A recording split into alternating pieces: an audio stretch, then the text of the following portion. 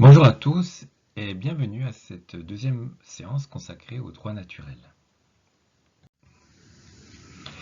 Lors de cette séance, nous verrons notamment la notion de droit naturel un peu plus en détail, au moyen d'un exemple.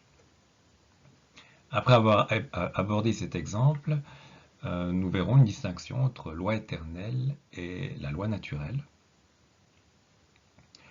Puis, je vous montrerai que le droit naturel est encore présent dans certains textes juridiques modernes, et pas des moindres, puisqu'il s'agit notamment de la Constitution fédérale. En quatrième lieu, j'aborderai la notion de droit positif et montrerai en quoi elle se distingue du droit naturel, mais aussi les différents liens qu'il y a entre droit naturel et droit positif.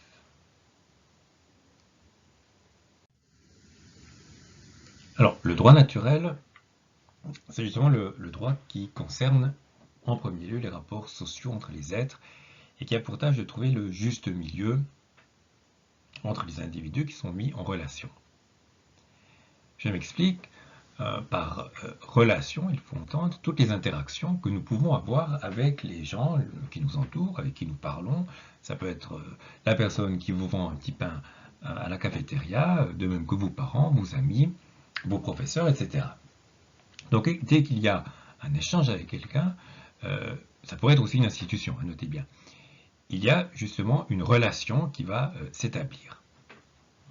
Le but du droit naturel est de, si vous voulez, mettre le marqueur au bon endroit, c'est-à-dire trouver l'équilibre entre vous et l'entité, donc de nouveau une institution ou une personne, qui est en face de vous, afin de déterminer justement le juste milieu, l'équilibre qu'on peut attendre d'une relation qui soit juste. Alors, ce droit naturel découle de la nature des choses. C'est pour ça qu'on qualifie de naturel, bien sûr. Et c'est la nature des faits qui indique quelle décision doit être prise. C'est en observant les propriétés des choses que je peux me dire je dois agir de telle façon. C'est la nature des choses qui m'indique quel comportement adopter. Ici, je rapporte la phrase latine ex facto ius oritur, donc des faits, le droit découle, ou le droit sort du fait, c'est-à-dire que ce sont les faits qui sont porteurs de juridicité. Et ce n'est donc pas, pour le droit naturel, l'être humain qui va décider de son propre arbitre ce qui est juste et ce qui est mal. Mais il va d'abord observer la nature des choses pour pouvoir ensuite adopter l'attitude qui est la plus juste. Alors, ça me permet de faire une distinction, enfin de revenir à une distinction que j'avais abordée, je crois, la fois précédente, ou mentionnée en tout cas, entre égalité et équité. L'égalité, on pense naturellement à la justice qui a les yeux bandés, applique la loi de la même façon pour tout le monde. L'équité, en revanche, elle va tendre à s'ajuster à la réalité et tenir compte des circonstances ou en tout cas dans lesquelles un événement a pu avoir lieu. Alors vous imaginez bien que le droit naturel est beaucoup plus proche de l'équité que de l'égalité. Je vais vous donner un exemple après cette diapositive.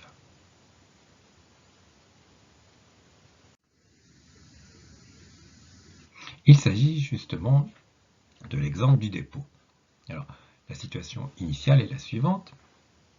Un homme confie un bien à son voisin parce que, je ne sais pas, il doit partir en vacances et il est en droit de récupérer son bien au moment où il reviendra de ses vacances. Donc c'est dans la nature même du dépôt qu'est impliquée l'obligation de restituer à tout le monde et de la même manière, donc ici on a affaire à l'égalité, ce qui a été prêté ou ce qui a été confié. Mais voilà que la situation est un petit peu particulière dans cet exemple parce que le bien en question est une arme et que son propriétaire est en réalité un terroriste. Donc, on va se poser la question suivante, que doit faire le voisin?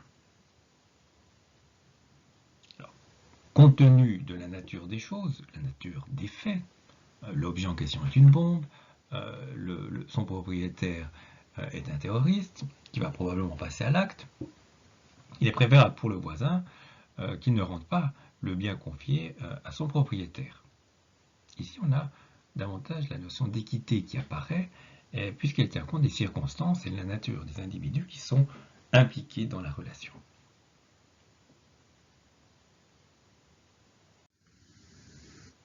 Comment atteindre le juste milieu naturel? Alors, pour comprendre cette notion-là, j'ai besoin peut-être d'abord de préciser que pour les auteurs de l'Antiquité, et du Moyen-Âge encore plus, l'ordre du monde est régi par la volonté de Dieu. C'est le Dieu qui est le moteur immuable de l'univers. Et c'est sa loi éternelle qui fait que les choses sont ce qu'elles sont. On parle aussi de divine providence.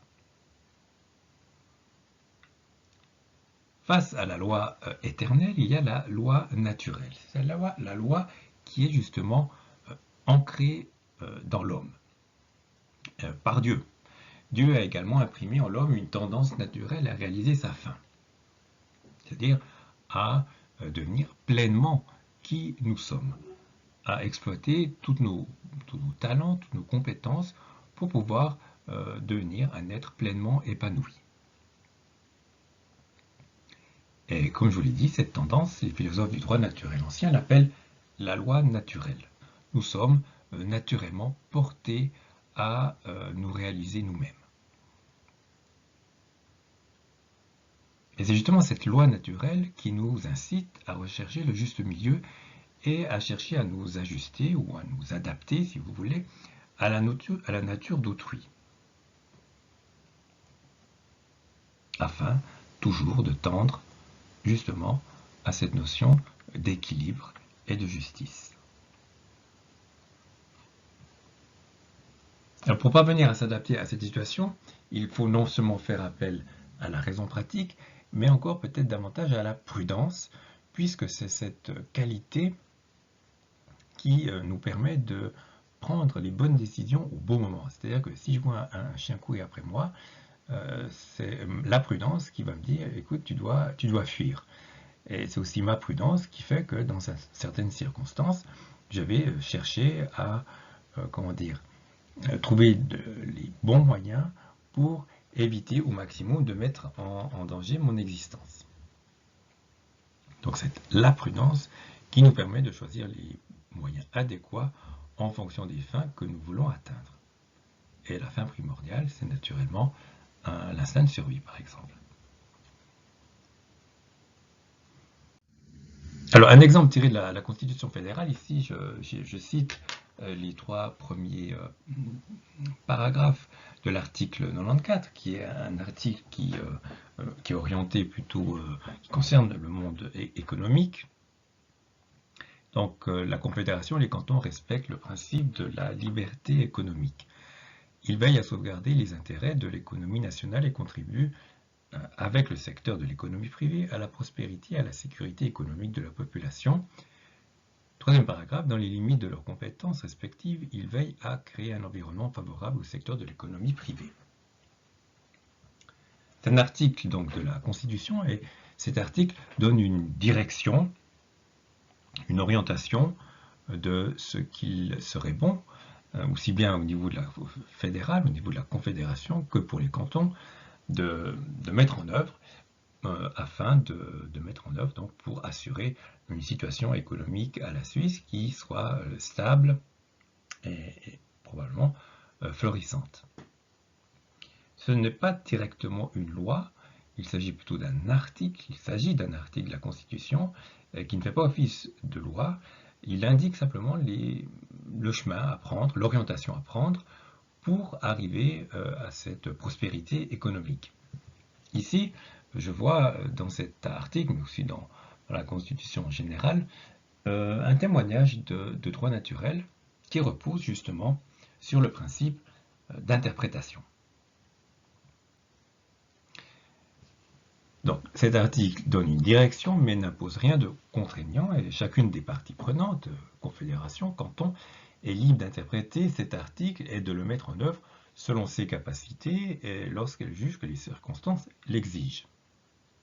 Naturellement, la situation que nous vivons aujourd'hui en lien avec le coronavirus illustre assez bien, je trouve, la pertinence du droit naturel, c'est-à-dire que la Confédération juge nécessaire, primordial, capital, d'injecter un certain nombre de milliards dans l'économie nationale afin de permettre à des commerçants, de permettre à l'économie en général peut-être, de continuer à tourner, en tout cas d'éviter le plus que peut certaines faillites, étant donné le manque de liquidité qui est survenu ces dernières semaines.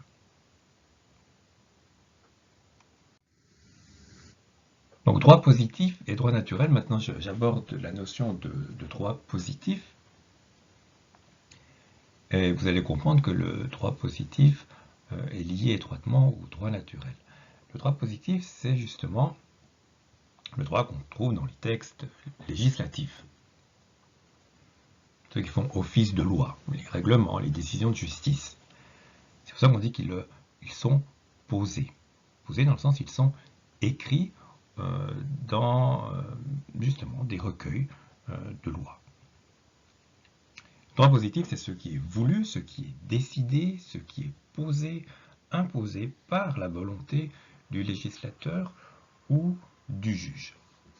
Donc il combine à la fois la raison pratique, j'ai écrit ici le jugement réfléchi, et la volonté, ou l'acte de la volonté de la personne qui prend une décision et qui dit « maintenant, c'est comme ça, je déclare le prévenu coupable ».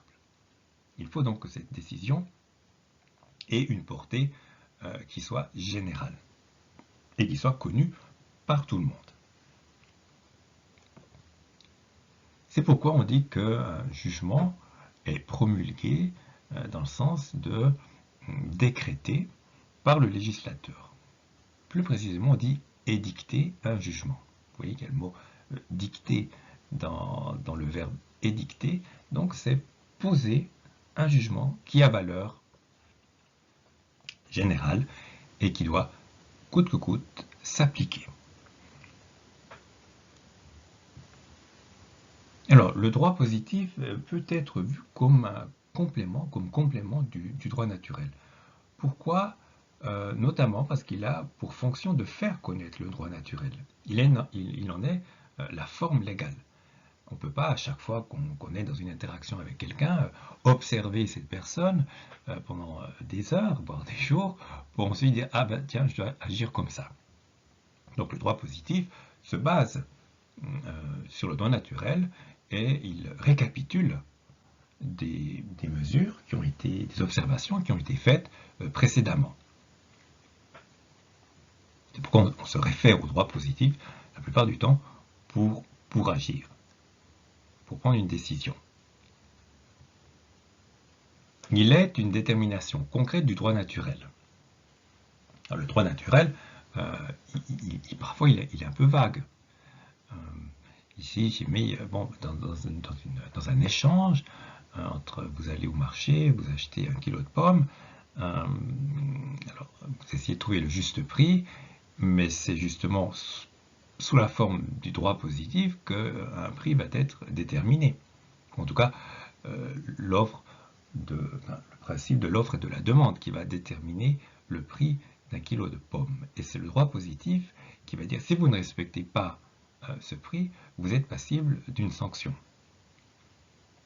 Et justement, c'est la sanction qui est déterminée par le droit positif.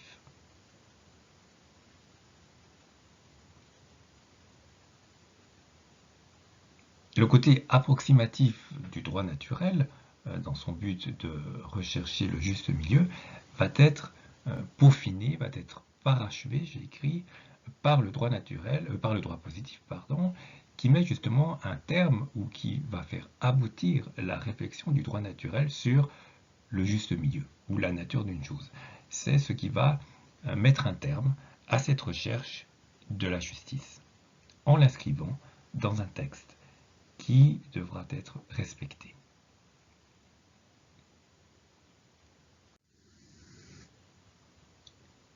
Vous l'aurez compris, le droit naturel est le fondement du droit positif.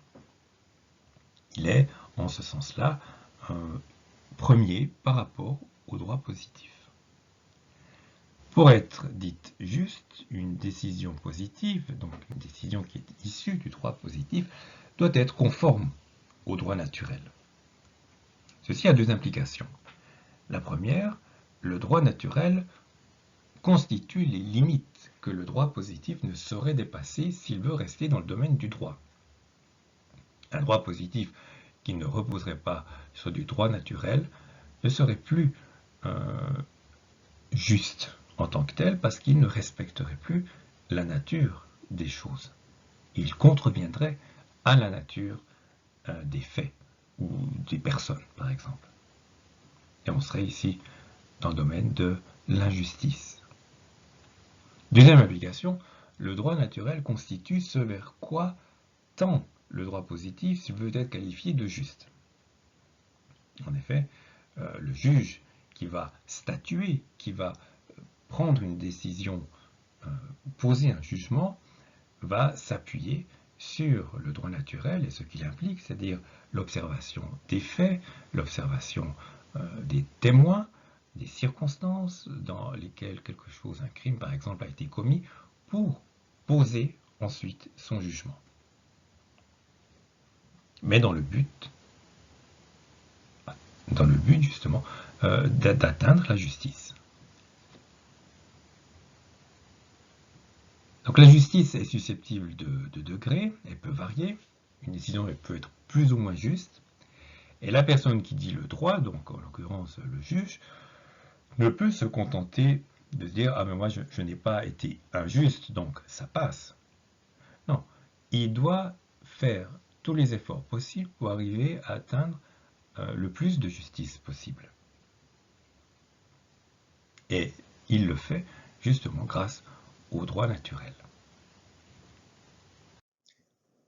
Nous arrivons au terme maintenant de cette seconde capsule philosophique consacrée au droit naturel. Je vous invite donc à prendre connaissance du devoir en lien avec la matière vue durant cette vidéo et de répondre aux questions de manière argumentée et structurée. D'ici notre prochain rendez-vous, soyez prudentes et prudents.